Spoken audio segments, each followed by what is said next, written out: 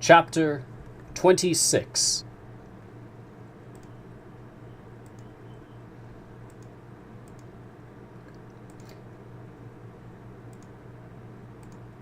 Chapter 26. A New Proposition from Captain Nemo. On January 28th, in latitude 9 degrees 4 north, when the Nautilus returned at noon to the surface of the sea, it lay in sight of land some 8 miles to the west.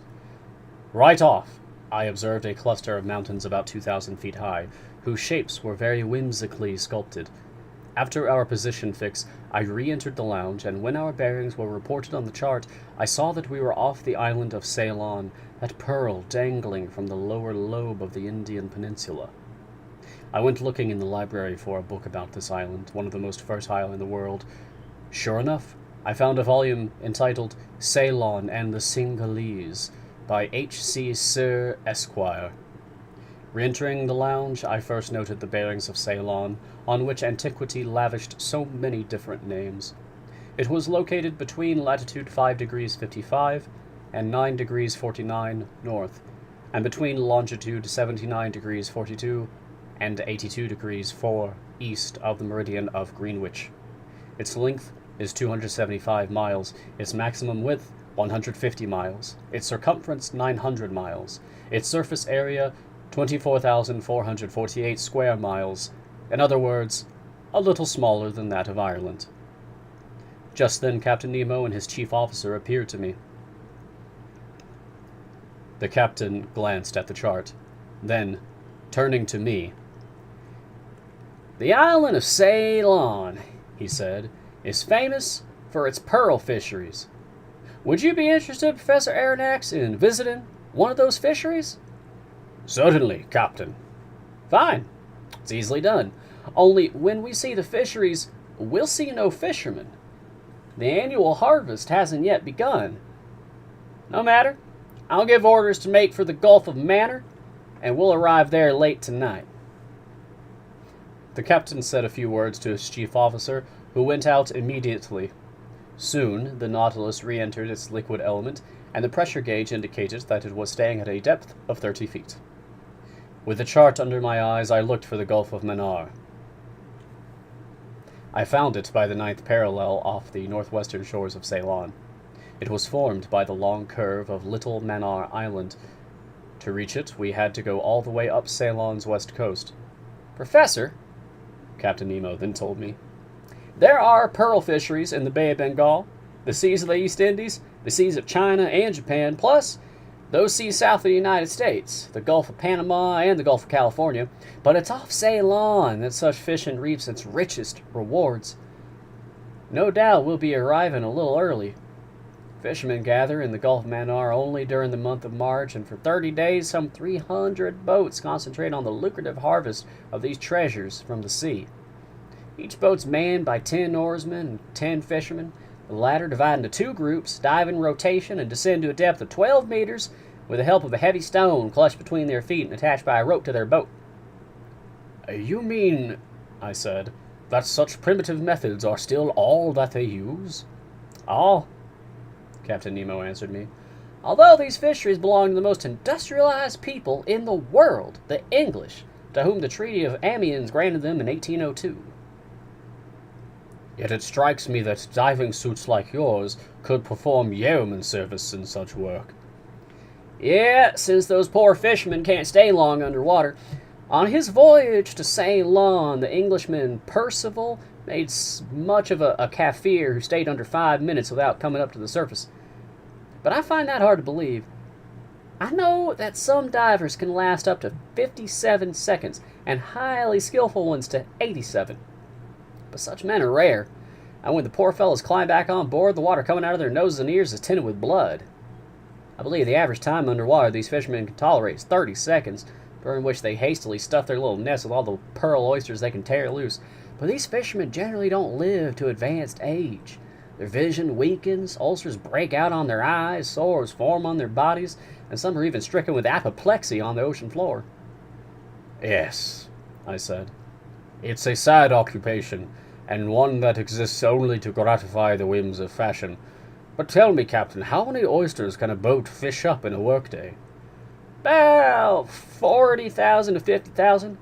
It's even said that in 1814, when the English government went fishing on its own behalf, its divers worked just 20 days and brought up 76 million oysters.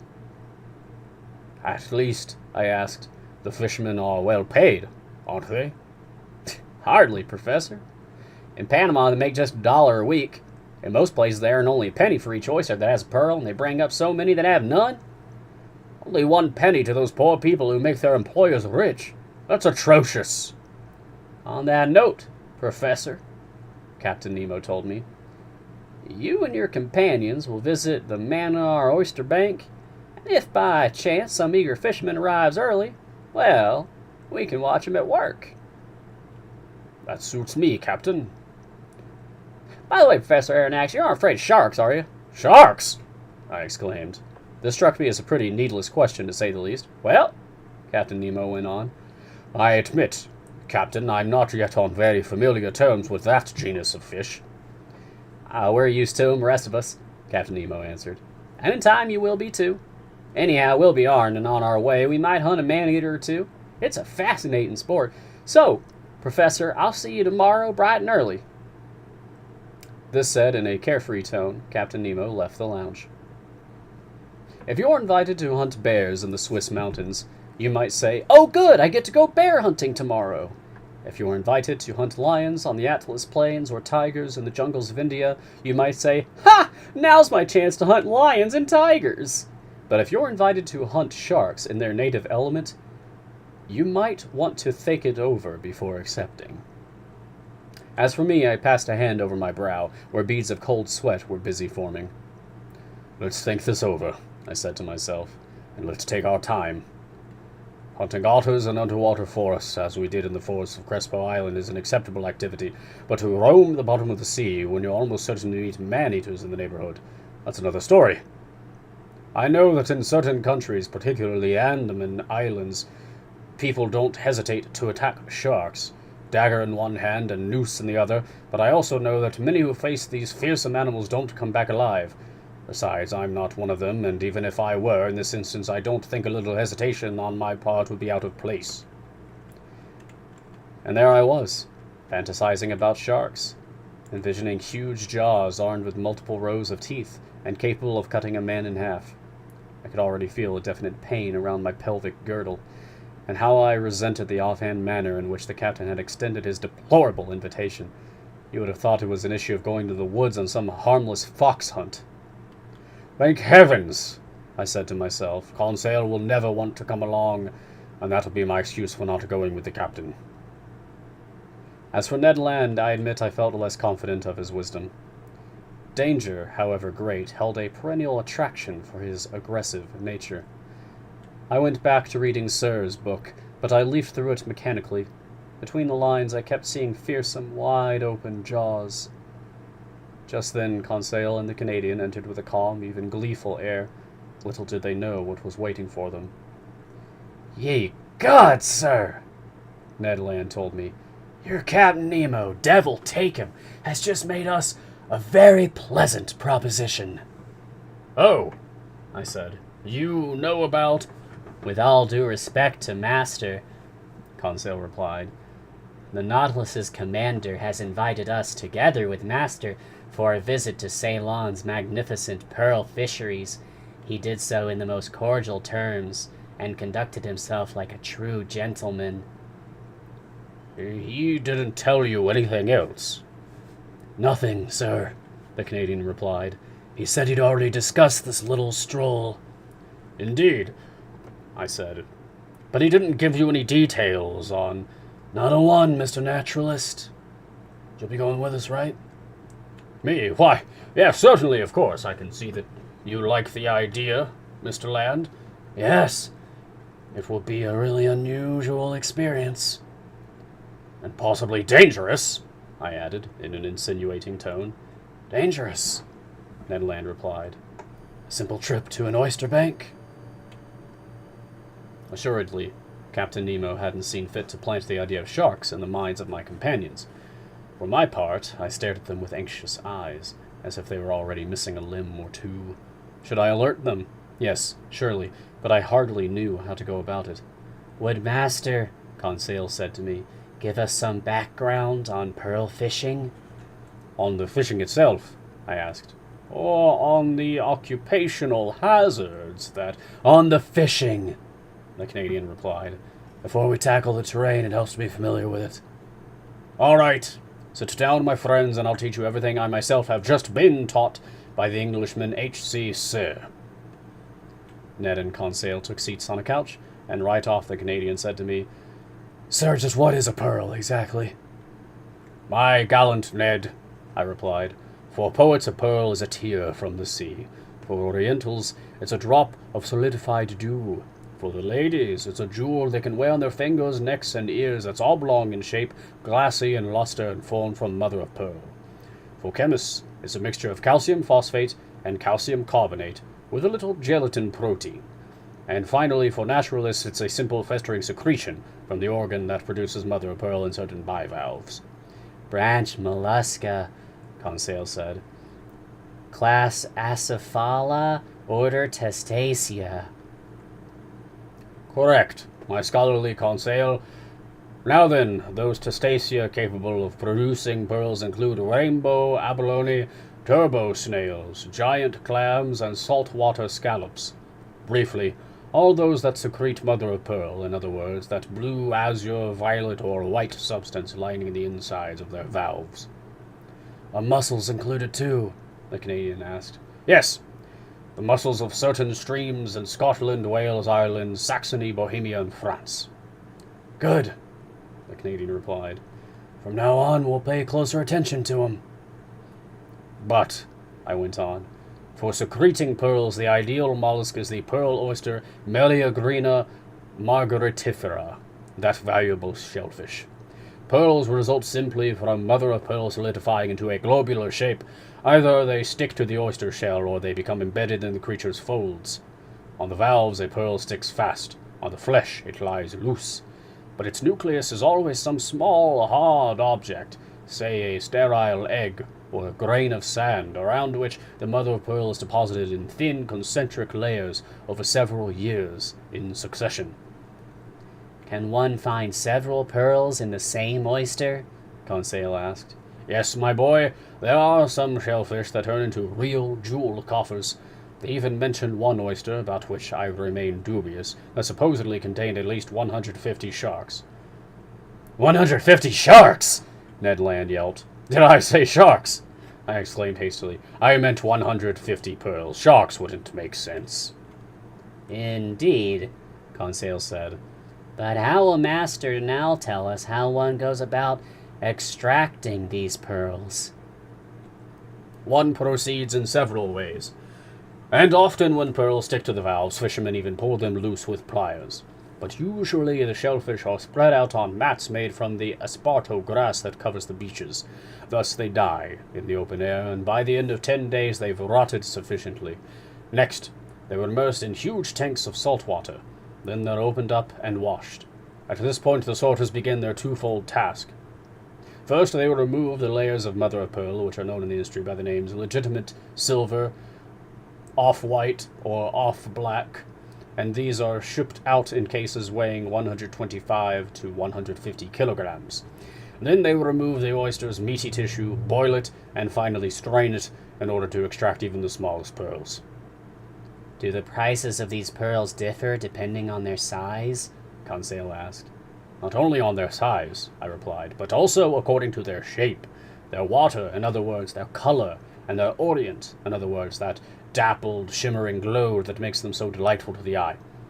The finest pearls are called virgin pearls, or paragons.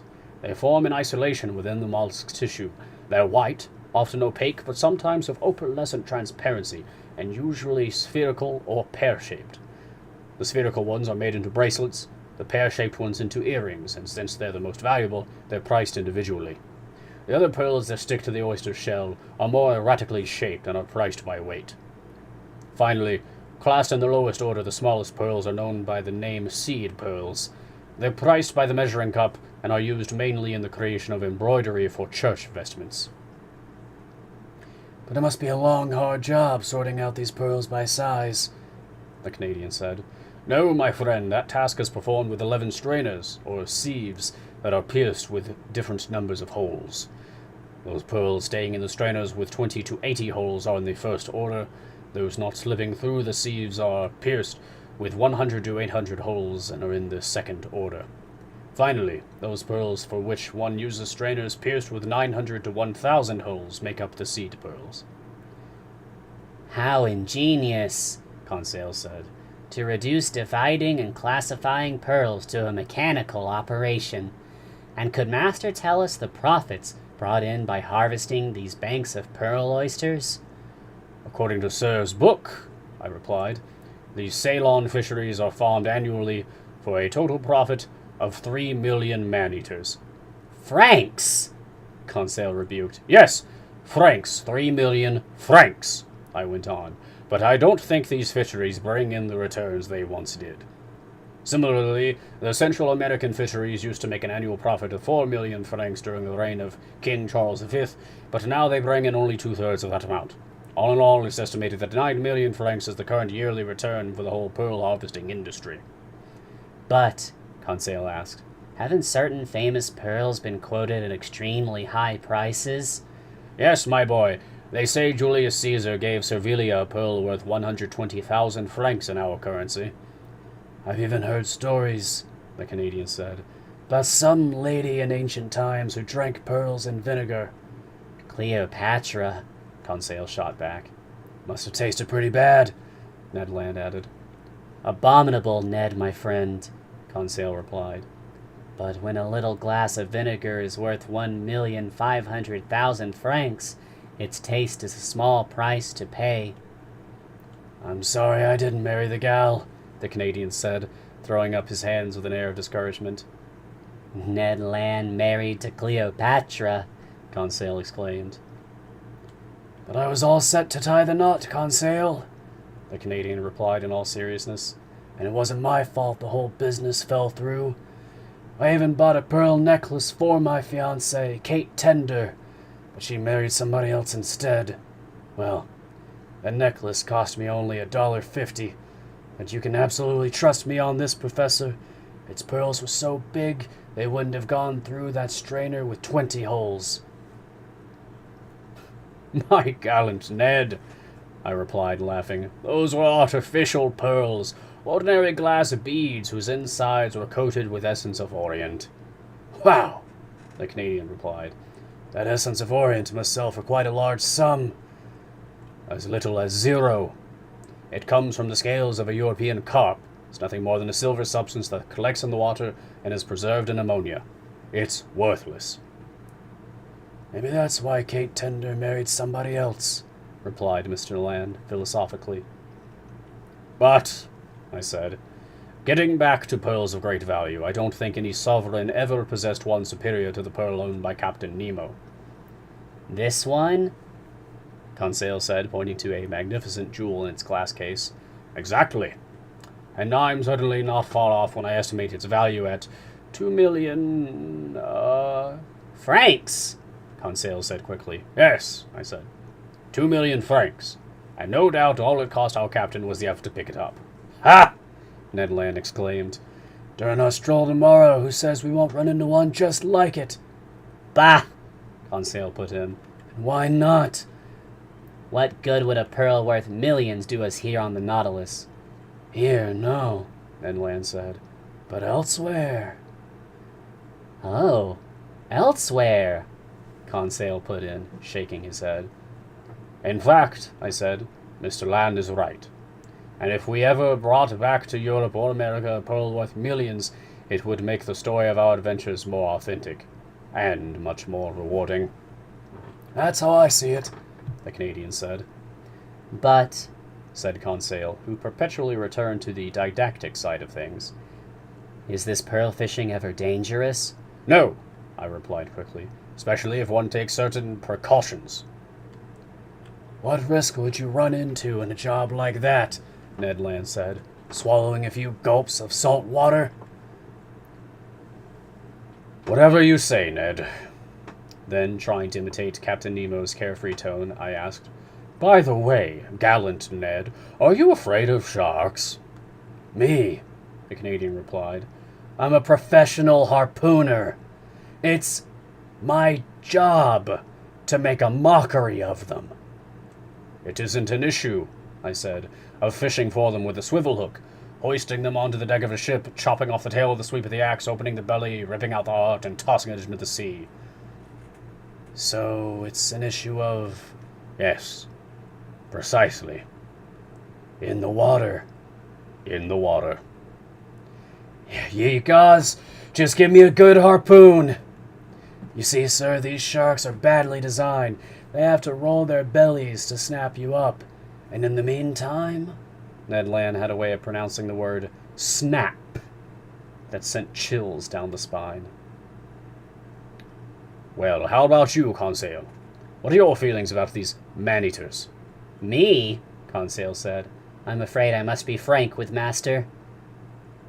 Good for you, I thought. "If Master faces these sharks," Conseil said, "I think his loyal manservant should face them with him."